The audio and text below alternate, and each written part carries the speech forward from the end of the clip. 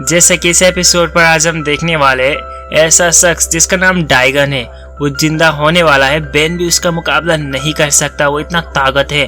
तो अब आगे क्या होगा वो जानने के लिए एपिसोड को एंड तक देखना। तो इस एपिसोड के शुरुआत में हमें डाइगन को दिखाया जाता है। उसके आसपास उसके काम करने वाला नौकर उसको खाना परोस रहे थे और वो कहता है कि मुझे खाना नहीं चाहिए, मुझे पावर की जरूरत है। वो देखने में एक बड़ा सा ऑक्टोपस जैसा दिख रहा था। उसके बाद वो उसके आदमी कहता है कि आपको इस वक्त काफी एनर्जी की जरूरत पड़ेगी और इसीलिए बस आपको आपकी हार्ट से ही मिल सकता है और इसीलिए आपको हार्ट की जरूरत पड़ेगी। लेकिन कहता है कि तुम उस हार्ट को लेके आ जाओ। उसके आदमी बताता है कि वो हार्ट हम नहीं ले सकते, आपको वहीं पर जाना होगा। वो कहता है कि जल्दी से मुझे वहीं पर लेके जाओ ताकि मैं जिंदा हो सकूं और फिर से दोबारा इस दुनिया पर राज कर सकूं। उसके बाद इन सभी लोग इसको लेके चले जा रहे होते। तभी ये बात प्लम्बर को पता चलती है और प्लम्बर सभी लोग बेन को भी पता चलती है और बेन भी उसी ट्रक को ढूंढने के लिए निकल पड़ता है। दरअसल इसी ट्रक पर इस डाइगन को लेके जा रहे होते। अब सारी प्लम्बर इस ट्रक को रोक लेते, आसपास से घेर लेते और प्लम्बर हाथ से गन ताकते हुए कहते हैं कि तुम सभी लोग जो भी हो यहीं पर रुक जाओ और तुम इतने खतरनाक हथियार को लेके जा नहीं सकते हो। उसके बाद सारी सोल्जर सारी निंजा उस ट्रक से बाहर निकलते। उसके बाद कहते हैं कि हम एसोटेरिका है और हम अपनी मालिक को जिंदा करना चाहते हैं, लेकिन तुम हमारे रास्ते में आ गए तो तुम भी कुचल जाओगे। लेकिन प्लम्बर उन सभी लोग उसके ऊपर हमला करने स्टार्ट करते। एसोटेरिका को कोई हथियार की जरूरत नहीं पड़ती क्योंकि वो इनविजिबल होके दूसरी तरफ से निकल सकते थे और इसी वजह से इसी मौका का फायदा उठाकर सारी प्लम्बर को एक एक करके चुटकियों में हरा देते। अब सारी प्लम्बर तो हार चुके थे। बेन भी इन सभी लोगों का पीछा करते उसी जगह पर पहुंच जाता है, बेन गोइन कैबिन। वहीं पर पहुंचने के बाद ही कहते हैं कि तुम सभी लोग काफी बेवकूफ हो, तुम लोग अपनी मालिक को भी नहीं पहचानते हो, तुम इतने पागल सा हो गए हो कि तुम अपनी मालिक को ही नहीं पहचान सकते हो।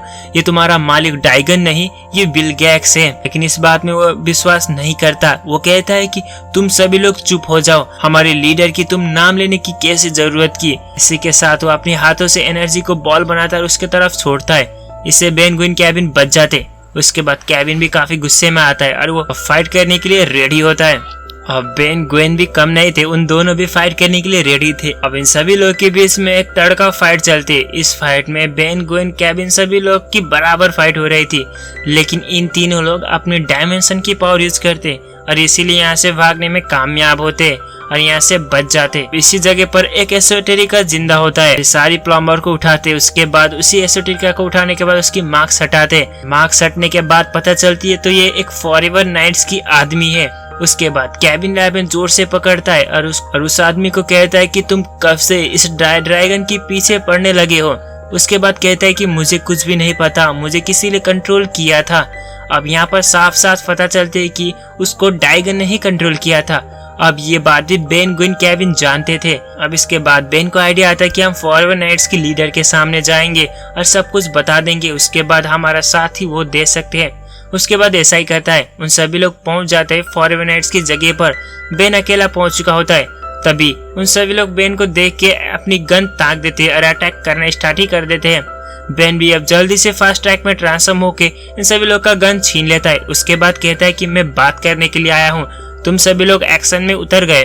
उसके बाद बेन बताता है कि तुम लोगों का साथी ने तुम सभी लोगों का धोखा दिया है, वो एसोटेरिका बन गया है और डाइगन के साथ दे रहा है। ये बात इन सभी लोगों को यकीन नहीं होता। अब वही आदमी को यहाँ पर पेश किया जाता है। ये बात देख के वो आदमी भी कहता है कि मैंने फॉरएवर नाइट्स को धोखा दिया है और तुम जो भी सजा देना चाहते हो तो मुझे दे सकते हो।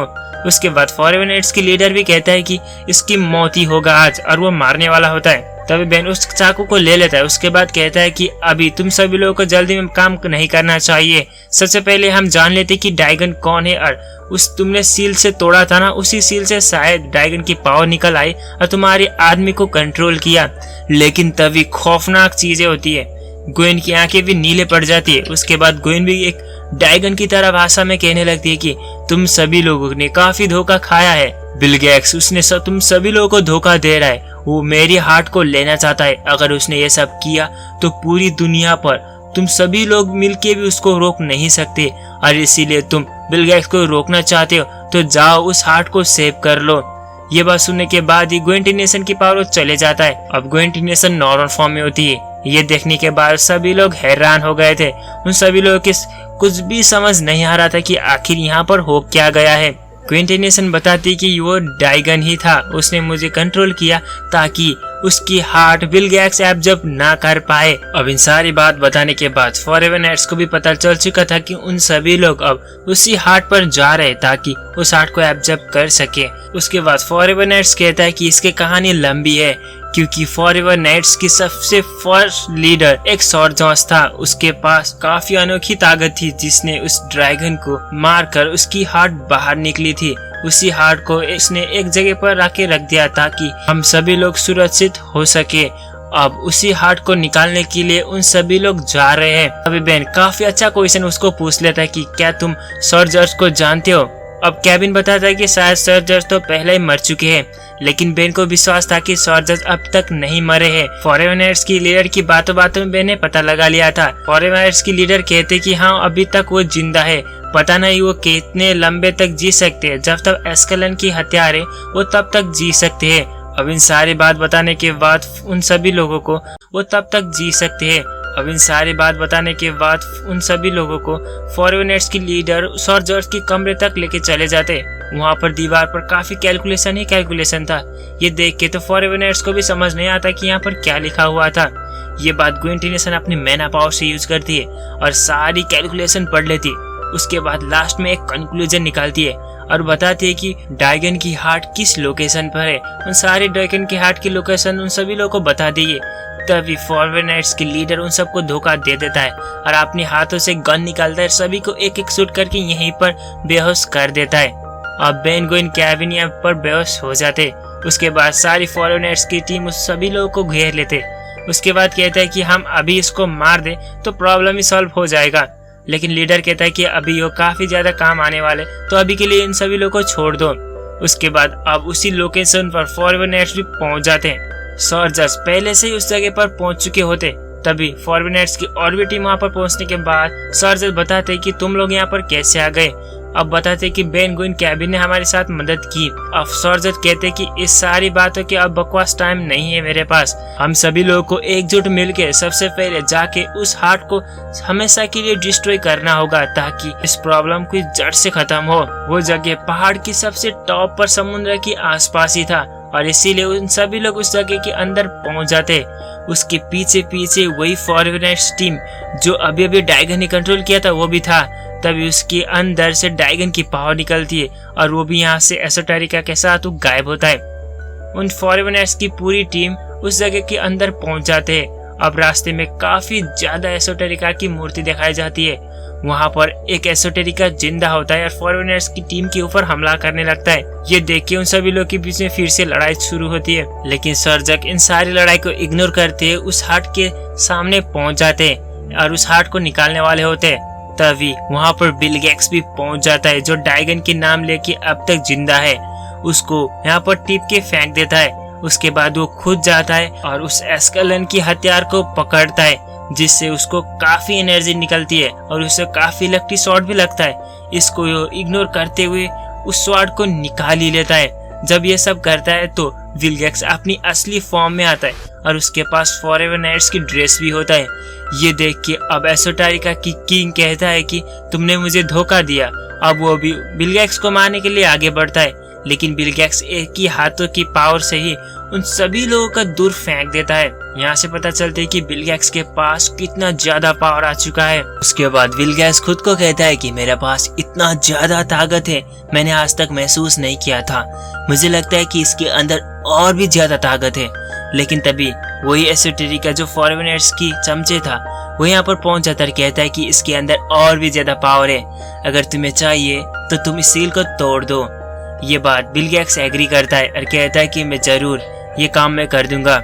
उसके बाद हमें सीन शिफ्ट होती है और हमें बेन गोइन केविन को दिखाया जाता है। उन सभी लोग जेट पैक में जा रहे होते हैं। तभी क्विंटी नेशन को काफी तकलीफ हो रही थी। बेन भी कहता है कि इन सारी गलती मेरी वजह से शुरू हुआ है। बिल गैट्स, फॉरएवर नाइट्स और ड्रैगन ये सारी कुछ मेरी वजह से स्टार्ट हुआ है। उन सभी लोग एक दूसरे के ऊपर ब्लेम कर रहे होते हैं। तभी केविन कहता है कि तुम दोनों ब्लेम करना बंद करो। उसके बाद क्विंटी नेशन को दिमाग में काफी कुछ याद आने लगता है कि किस तरीके से बिल गैट्स ने उन सबको एक ही बार में हरा दिया। ये बात उन सभी लोगों को बताती है। उसके बाद बेन कहता है कि हमें जल्दी से वहाँ पर पहुँचना होगा, अगर ये सब नहीं किया तो पूरी दुनिया यहाँ पर खत्म होने की कगार पर आएगी। तो इसीलिए ग्वेन तुम अपनी टेलीपोर्टेशन को यूज करो। ग्वेन इस बार काफी कमजोर थी, लेकिन फिर भी ग्वेन टेलीपोर्टेशन को यूज करती है और इन तीनों को लेके पहुंच जाती उसी जगह पर जहां पर बिल गैक्स उसी स्वॉर्ड को लेके उस दरवाजा को तोड़ने की कोशिश कर रहा होता है। तभी वहां पर बेन भी पहुंच जाता है और कहता है कि बिल गैक्स तुम रुक जाओ, तुम काफी बड़ी गलती कर रहे हो। बिल गैक्स कहता है कि मुझे कोई फर्क नहीं पड़ता क्योंकि मैं पावर का भूखा हूँ, तो मुझे पावर चाहिए के लिए इस सील को तोड़ना ही होगा। उसके बाद बेन भी अब इसको रोकने के लिए एलियंस में ट्रांसफॉर्म होता है और ग्वेन केविन भी, उन सभी लोग मिलकर बिल गैक्स के ऊपर हमला करते, लेकिन इससे कोई असर नहीं होता बिल गैक्स को। बिल गैक्स वैसे भी एस्केलन पाने के बाद काफी ताकतवर बन गया होता है। उसके बाद वो बार बार मारता है एस्केलन से और उस सील को तोड़ देता है। उस सील के अंदर से काफी ज्यादा एनर्जी बाहर की तरफ निकलने लगती है और बिल गैक्स यहीं पर गायब होता है और वो स्वॉर्ड वहीं पर रह जाता है। उसके बाद बेन कहता है कि सच्ची में बिल गैक्स मारा गया क्या या वो डाइगन में बदल गया, किसी को भी कुछ भी नहीं पता होता। उसके बाद एक बूढ़ा आदमी सीधे जाता है, उस स्वॉर्ड को पकड़ लेता है। उसके बाद कहता है कि सब कुछ अब ठीक मैं करूंगा। उसके बाद तभी ट्रांसफॉर्म होता है फॉरएवरनेट की सबसे पहला लीडर सर जॉर्ज। ये देख के बेन हैरान होता है। इसी के साथ ही ऑसम एपिसोड भी खत्म होती है।